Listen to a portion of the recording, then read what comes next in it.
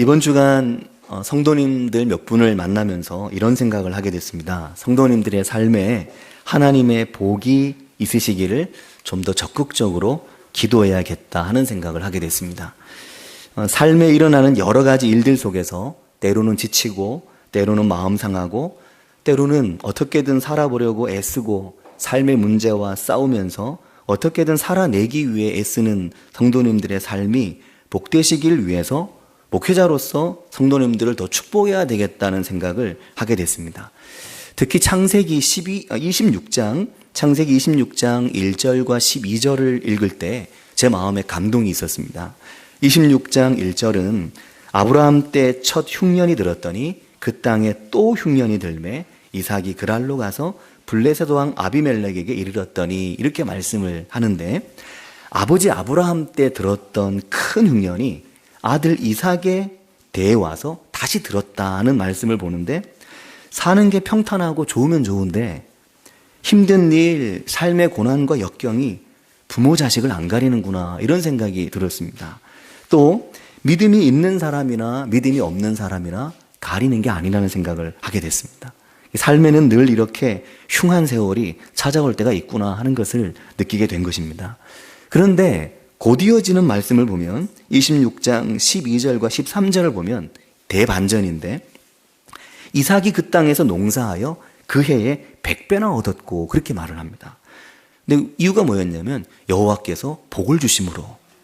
13절에는 그 사람이 창대하고 왕성하여 마침내 거부가 되어 그렇게 말합니다. 큰 흉년이 휩쓸고 지나가서 모두가 살기가 어려운 시절을 보냈는데 이삭은 그 해에 그 땅에서 농사하면서 무려 100배나 얻었다는 것입니다. 그것이 하나님께서 주신 복이었다는 거죠. 이삭은 창대하고 왕성해서 거부가 되었다는 겁니다. 어떻게 그 흉년을 딛고 그 해에 100배나 얻게 되었을까? 진짜 대단하다. 하나님의 복은 정말 대단하다. 이런 생각이 들고, 이게 하나님이 주시는 복이구나. 그러면 하나님이 주시는 이 복이 성도님들의 삶에 있기를 더 기도해야 되겠구나 라는 생각이 들었다라는 것입니다. 맞죠? 네. 그런데 제가 기도한 이유는 제 기도를 통해 성도님들의 삶에 복이 바로바로 막 전달되고 택배 배송되는 게 아니라, 제가 기도를 함으로 성도님들께서 실제로 하나님의 복을 받으실 만하게 살아가시기를, 그걸 기도하겠다 하는 겁니다. 지금 우리 교회 성도님들은 굉장히 빠르셔야 하여튼 이해도 잘하시고. 사랑하는 성도 여러분, 힘든 일들 속에서도 용기를 잃지 마시길 바랍니다. 하나님께서 우리의 삶에 복을 주시기를 원하십니다. 그리고 새 힘을 날마다 내시길 바랍니다. 무엇보다 하나님 안에서 품고 간직하게 된 소중한 마음의 서원들을 놓지 않으시길 바랍니다. 그 마음을 붙들고 더 힘써 주님 앞에 나아가시길 바랍니다. 주님께서 복을 주실 것입니다. 이번 주간에 묵상한 창세기 26장, 27장, 28장은 우리에게 두 사람의 생애를 비교해서 보여주면서 하나님의 복으로부터 점점 더 멀어지는 한 사람과 하나님의 복을 향해 점점 더 가까이 가고 있는 한 사람을 보여줍니다. 그들이 누구냐면 에서와 야곱입니다. 에서가 형이고 야곱이 동생이고 이들은 쌍둥이였습니다. 아무리 간발의 차이로 세상에 태어났어도 엄연히 형과 아우 순서가 있는 거잖아요. 그런데 동생 야곱은 갖은 방법을 동원해서 형의 장자권과 아버지께 축복을 받을 수 있는 맏아들의 특권을 가로채려고 하고, 에서는 이 소중한 권리를 너무나 가볍게 여겨서 동생에게 다 빼앗기고 하나님의 복에서 점점 더 멀어지게 되는 것입니다. 어릴 때부터 이 구절을 보면서 늘 저와 저의 동생을 생각했습니다. 난 이렇게 되지 말아야지. 그렇다고 제 동생이 안 되라는 것도 아닌데, 지금 보니까 뭐 둘이 잘 살더라고요. 나 둘이라는 건 거기 동생이 또 밑에 또 있어서 삼형제인데 둘이 잘 살더라고요. 그래서 다행이다, 감사하다 생각하고 있습니다. 에서는 언제부터 하나님의 복으로부터 멀어지기 시작했을까요? 이것에 대해서 창세기 26장 34절이 이렇게 말합니다. 에서가 40세에 해쪽 속 부에리의 딸 유딧과 해쪽 속 엘론의 딸 바스맛을 아내로 맞이하였더니 그들이 이삭과 리브가의 마음에 근심이 되었다. 이렇게 얘기합니다. 에서가 가나안 땅의 여자인 해쪽 속 부에리의 딸과 엘론의 딸을 나이 40에 아내로 얻게 되면서 리브가의 마음에 근심이 시작되고 이런 에서의 결정을 하나님께서 좋게 여기지 않으셨다고 창세기가 말씀을 합니다. 아버지 이삭도 나이 40에 리브가와 결혼을 했거든요. 근데 지금 에서가 딱 그 나이에 결혼을 하는데 안타깝게도 에서는 가나안의 딸들 중에서 아내 될 사람을 둘이나 얻어 결혼을 하게 된 것입니다. 사랑하는 성도 여러분, 이러한 에서의 결혼이 이삭과 리브가의 마음에 큰 염려가 되었습니다. 리브가는 맏아들의 이런 결혼이 너무 싫었습니다. 그런데 에서가 이렇게 하나님께로부터 한도 끝도 없이 멀어져가는 인생으로 평생을 살아간 건 아니었습니다. 에서가 마음을 가다듬게 되는 시점이 옵니다. 그 시점에 대한 말씀이 창세기 28장입니다. 에서가 드디어 자신의 삶을 반추하고 돌이키게 되는 삶의 지점을 만나게 되는데 창세기 28장이 그 지점에 대해서 말씀을 합니다. 야곱이 자신과의 갈등 때문에 멀리 하란으로 피신을 하게 되는데 아버지 이삭이 동생 야곱을 불러서 그에게 축복을 하는 것을 에서가 보면서, 그리고 어머니 리브가가 야곱은 꼭 하란으로 보내서 하나님을 아는 집안 사람 중에서 신부감을 구해오도록 했으면 좋겠다라고 남편 이삭에게, 아버지 이삭에게 간청하는 모습을 보면서 에서의 마음에 큰 변화가 일어나기 시작한 것입니다. 그제서야 에서의 눈에 안 보이던 게 보이기 시작하고 에서의 귀에 안 들리던 게 들리기 시작한 것입니다. 사람이 무언가 눈에 들어오기 시작하는 시점이 있지 않습니까? 6절에 이렇게 말씀합니다. 에서가 본즉 이라고 말합니다. 에서가 본즉 이삭이 야곱에게 축복하고 그를 받단 아람으로 보내어 거기서 아내를 맞이하게 하였고 또 그에게 축복하고 명하기를 너는 가나안 사람의 딸들 중에서 아내를 맞이하지 말라. 이렇게 이야기를 하는 겁니다. 본문에 보면 에서가 본즉이라고 말합니다. 그런데 이 부분에서 창세기는 아주 콱 집어서 에서가 보았다, 이걸 말할 때 뭐라고 말하냐면 히브리어에 라라고 하는 말을 써서 어떤 목적을 가지고 아주 유심히 관찰하고 살핀다고 표현하고 있습니다. 에서가 대충 본 게 아니라 동생과 갈등이 불거지고 동생의 집을 나가야 될 상황이 됐는데 그때 아버지 어머니가 이야기하시는 걸 유심히 보았다는 말이 되는 겁니다. 에서의 시야에 변화가 생기기 시작한 것입니다. 그동안 에서의 눈에 보이고 에서가 관심 갖던 관심의 방향에서 방향이 달라진 거죠. 이 변화가 얼마나 큰 변화인지 모릅니다.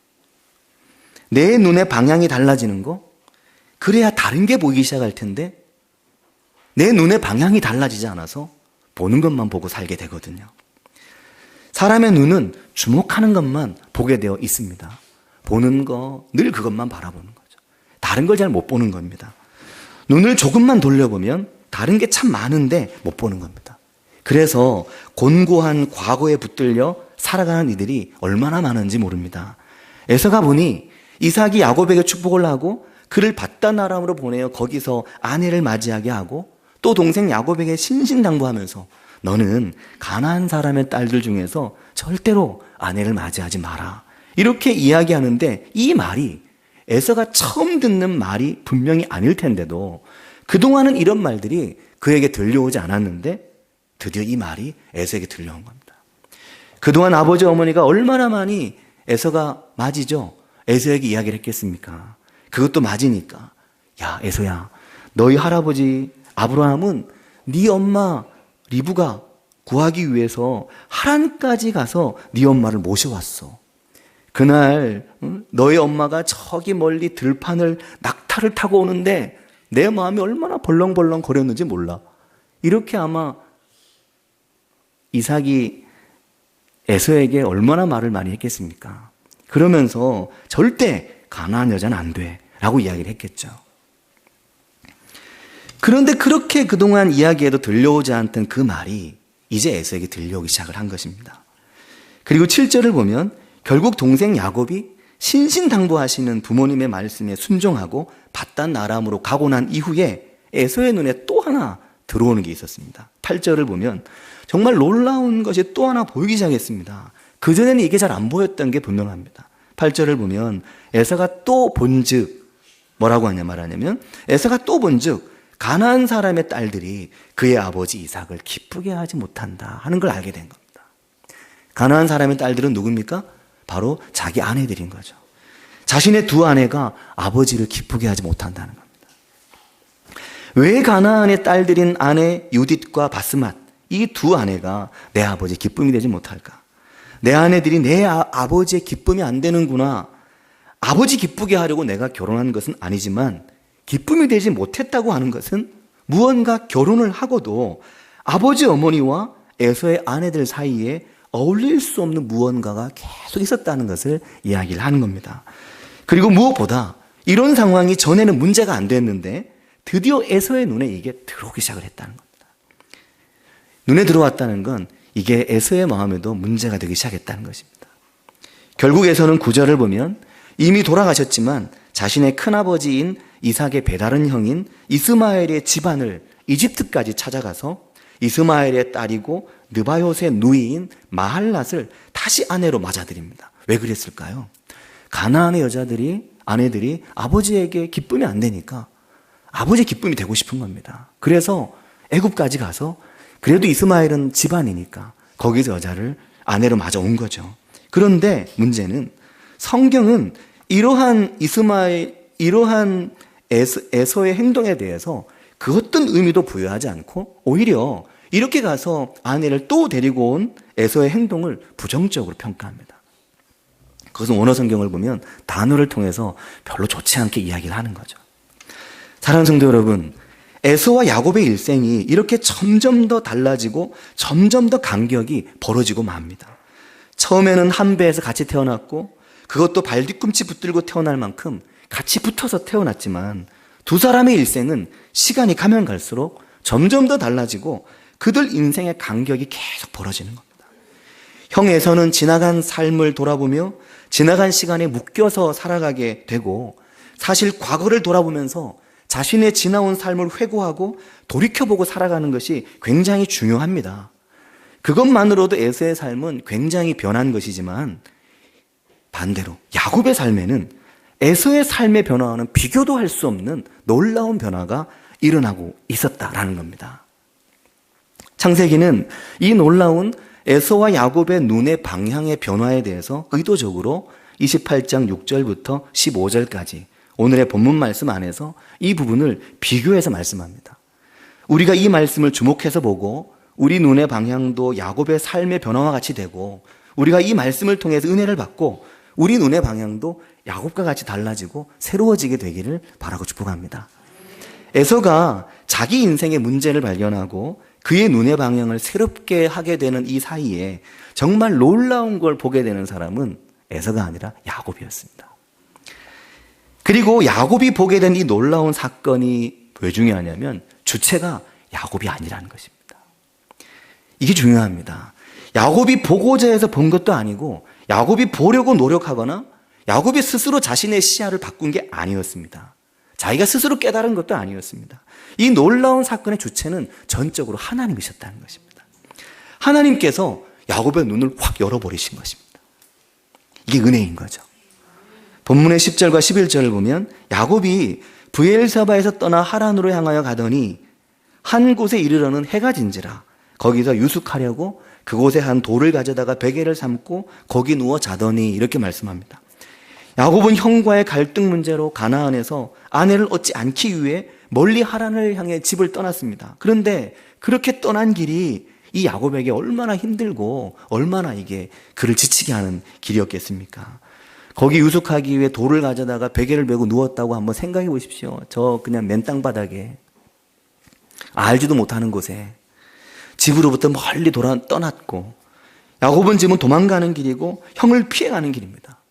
또 형 에서 같으면 노숙이나 야숙이 익숙하죠. 늘 산에 가서 짐승 잡으러 다니는 게 형이었기 때문에 형에게는 이게 아무것도 어색할 일이 없는 일인 겁니다. 그런데 늘 장막에서 엄마 품에 어머니 끼고 있었던 야곱에게는 이 일이 너무나 생소하고 너무나 힘든 일인 겁니다. 더구나 형의 시퍼런 그 복수를 피해 도망 나왔기 때문에 조바심에 두려움에 적막감에 육체적인 피로에 긴장감에 야곱이 지칠 대로 지쳐 있는 거죠. 굉장히 다운돼 있고 낭망해 있는 상태였던 겁니다. 그런데 이 지친 인생의 길에서 야곱이 꿈을 꾸게 되는 겁니다. 근데 이 꿈이 그냥 지나가는 꿈이 아니라 그냥 지나가는 꿈을 뭐라고 합니까? 개꿈이라고 하잖아요. 개꿈이 아니고 이 꿈이 하나님의 현몽이었습니다. 12절 이하에 보면 꿈의 본즉, 자, 이걸 눈여겨보셔야 됩니다. 야곱도 뭘 보고 있는 겁니다. 에서도 뭘 계속 봤어요. 주목해서 봤거든요. 근데 야곱이 꿈을 꾸고 뭘 보고 있는 겁니다. 꿈의 본즉, 사닥다리가 땅 위에 서 있는데 그 꼭대기가 하늘에 닿았고, 또 본즉 하나님의 사자들이 그 위에서 오르락 내리락 하고 있는 겁니다. 야곱이 정말 기가 막힌 꿈을 지금 꾸고 있는 겁니다. 자기가 꾸고 싶다 꿀 수 있는 게 아니잖아요. 인생에 지칠 대로 지친 야곱의 꿈속으로 하나님이 들어오신 것입니다. 이 비현실적인 순간에 하나님께서 아무것도 하지 않고 누워있는 야곱의 꿈속으로 들어오셔서 야곱의 눈을 하늘을 향해 확 열어버리신 것입니다. 꿈의 본즉이라고 하는 말은 웨힌네라고 하는 히브리어를 써서 감탄사입니다. 웨힌네라고 하는 말은 보라 하는 말입니다. 와 보라, 그 말이죠. 꿈에 와 보라 이 말입니다. 감탄사입니다. 무엇을 보라는 겁니까? 사닥다리가 땅 위에 서 있는데 그 끝이 하늘에가 닿아 있고, 그 놀랍고 장엄한 순간 다시 또 보라라고 말하는데 하나님의 사자들이 그 위에서 오르락 내리락 하고 있는 거였습니다. 얼마나 놀라웠겠습니까? 야곱에게 일생일대 사건이 지금 벌어진 거였습니다. 두려움에 빠진 야곱의 시선을 하나님께서 하늘로 확 끌어올려 버리신 것입니다. 코가 석자나 빠진 야곱의 눈을 들어서 하나님의 세계를 볼 수 있도록 하신 것입니다. 그리고 그 위에서 하나님의 목소리가 들려오는 거였습니다. 얼마나 듣고 싶고, 얼마나 보고 싶고, 얼마나 하나님에게 위로받고 인정받고 싶었겠습니까? 우리 삶에도 마찬가지잖아요. 우리도 우리가 살아가는 인생길에서 지치고 힘을 잃을 때 그립고 듣고 싶고 보고 싶고 만나고 싶은 건 사실 하나님입니다. 사람의 위로도 위로가 되지만 만약에 꿈을 꿨는데 하나님이 내 꿈에 나타났다 그러면 좀 기가 막힌 거죠. 저도 그런 경험 한번 해봤거든요. 정말 그것은 평생 잊지 못하는 기억이 됩니다. 하나님의 음성을 얼마나 듣고 싶어 하는가. 하나님께서 그렇게 꿈속의 야곱을 찾아가신 겁니다. 이런 은혜가 우리 가운데 있기를 바랍니다. 13절을 보면 또 본즉이라고 말합니다. 또 본즉 여호와께서 그 위에 서서 이르시되 나는 여호와니. 이건 말만 들어도 막 가슴이 벌렁벌렁 하겠죠. 나는 여호와니. 너의 조부 아브라함의 하나님이요 이삭의 하나님이라. 네가 누워있는 이 땅을 내가 너와 내 자손에게 주리니 내 자손이 땅의 티끌같이 되어 네가 서쪽과 동쪽과 북쪽과 남쪽으로 퍼져나갈지며 땅의 모든 족속이 너와 내 자손으로 말미암아 복을 받으리라. 이 음성이 쫙 들려오는 겁니다. 기가 막히죠? 그리고 15절에 이게 더 기가 막힙니다. 15절을 보면 내가 너와 함께 있어. 네가 어디로 가든지 너를 지키며. 아브라함이 하셨던 말씀입니다. 너를 이끌어 이 땅으로 돌아오게 할지라. 이삭에게 하신 말씀입니다. 내가 내게 허락한 걸 다 이루기까지 너를 떠나지 않겠다. 이거 얼마나 야곱이 정말 그 지친 그 도망가는 길에 얼마나 큰 위로와 소망을 얻었겠습니까? 근데 이게 누가 하는 거냐면 하나님이 하시는 것입니다. 야곱이 들으려고 듣는 것도 아니고 야곱이 노력해서 막 관찰하고 살핀 것도 아니었습니다. 하나님이 다 하신 거였죠. 그러나 이런 야곱에 비해 에서의 시선의 변화에는 오직 에서만 있는 겁니다. 얼마나 초라하고 가나안에서 얻은 아내들이 아버지를 기쁘게 하지 못한다는 것을 알게 됐고, 그래서 아버지가 야곱을 하란으로 가나안 여자가 아닌 하나님을 아는 여자를 집안에서 데려오라고 보내는 아버지를 보고 자신의 지난 시간과 오늘의 모습을 그저 돌아보고 있을 때 야곱은 지금 미래를 보고 내일을 내다보고 있는 것입니다. 나는 과거를 보고 오늘을 보고 있는데 야곱은 내일을 내다보고 있는 거죠. 하나님께서 함께 하신다. 내가 너와 함께 한다. 내가 너에게 허락한 거 다 이룰 때까지 너를 반드시 지키고 너와 함께 한다. 이 이야기를 하시는 겁니다. 미래에 대한 소망으로 충만하고 그 벅찬 내일에 대한 감격이 야곱의 가슴에 막 차오르고 있는 것입니다. 사랑하는 성도 여러분, 이것이 우리가 스스로 열심히 노력해서 보는 것을 보고 살아가는 것과 하나님이 우리의 눈을 열어주셔서 보여주시는 것을 보고 살아가는 것의 차이입니다. 사랑하는 성도 여러분, 우리가 우리의 시선을 하나님께 고정하고 살아갈 수 있게 되기를 바랍니다. 어디에 시선을 두고 어디에 눈의 방향을 고정하고 살아가느냐는 정말 중요합니다. 마태복음 14장과 마가복음 6장, 요한복음 6장에 보면 베드로가 풍랑이 있는 바다 위에서 물 위를 걸어서 예수님께로 가는 장면이 나옵니다. 거센 풍랑이 일고 밤새 고생했고 바다는 다 뒤집어질 것처럼 풍랑이 어마어마했는데 근데 바다 위를 예수님께서 막 걸어오시는 겁니다. 새벽 한밤중에. 마태복음 14장 28절을 보면 베드로가 주님을 향해서 외쳤습니다. 주님! 만일 주님이시면 나를 명하사 물 위로 오라고 하소서 하고 소리를 질렀습니다. 그래서 주님께서 와라 그러신 겁니다. 그래서 덥석, 베드로 성격 급하잖아요. 덥석 그냥 물 위로 탁 뛰어드는 겁니다. 그리고 한 발 한 발 주님을 향해 걸어가는 거죠. 상상이 잘 안 되시죠? 주님이 갑자기 저기 산 쪽에 나타나셔가지고 우리를 향해서 오고 있으니까 여기서 그걸 지켜보고 있던 남종현 집사님이 주님이시면 저를 걸어서 오라가십시오. 그러니 주님이 와라 그러니까 여기 확 뛰어내리는 거죠. 확 뛰어내려서 그냥 이 허공을 막 밟고 지나가는 것과 똑같은 상황인 겁니다. 지금 막 걸어가고 있는 겁니다. 배에서 물이 넘실거리는 그 검은 바다 위로 내딛었습니다. 우리도 우리의 삶에서 주님께 그렇게 가고 싶을 때가 있잖아요. 삶이 흔들리고 인생이 흔들릴 때 주님께서 우리에게 손 내밀어 주시기를 구할 때가 있습니다. 그런데 30절을 보면 검은 물 위로 내려선 베드로가 바람을 보고 무서워서 자꾸 빠져들어가는 겁니다. 베드로가 소리를 질렀습니다. 주님, 나를 좀 구원해 주십시오 하고. 그럼 이 정도로 지르진 않았을 거예요. 어떻게 질렀을까요? 곧 죽게 생겼는데 주님 했겠죠. 막. 이런 건 박태신 목사님 잘하는데 주님, 저를 좀 구원해 주십시오 막 난리가 난 겁니다. 그래서 주님께서 손을 덥석 내밀어서 잡아주셨습니다. 31절에 보면 예수께서 즉시 손을 내밀어 그를 붙잡으시며 이르시되 믿음이 작은 자여 왜 의심하냐 그렇게 얘기를 하셨습니다. 믿음은 바로 이것이다 라는 겁니다. 믿음의 눈은 우리가 어떤 눈을 갖느냐, 우리가 어떤 마음을 먹느냐, 어떤 각오를 하고 어떤 다짐을 하고 이런 것이 중요한 것이 아니고 믿음은 우리가 우리의 시선을 전적으로 하나님에게 두느냐 두지 않느냐 이게 중요한 것이다라는 겁니다. 그래서 하나님께서 하시는 놀라운 일을 보는 것이고 하나님께서 그 놀라운 일을 우리의 인생에 열어서 보여주시는 것입니다. 과거를 보고 현재에 붙들려 살아가는 눈이 아니고 억울하고 아프고 소외당하고 속았고 빼앗겼고 정말 화났고 또 분노했고 지난 시간의 상처와 아픔에 붙들려 살아가는 것이 믿음이 아니라 그것이 믿음이 아니라 정말 믿음은 앞을 보고 내일을 보고 미래를 보고 하나님이 열어서 보여주시는 것을 보고 살아가는 것이다 라는 겁니다. 믿음의 눈은 시선이라고 하는 찬양을 우리가 아는데 그 찬양에 보면 한번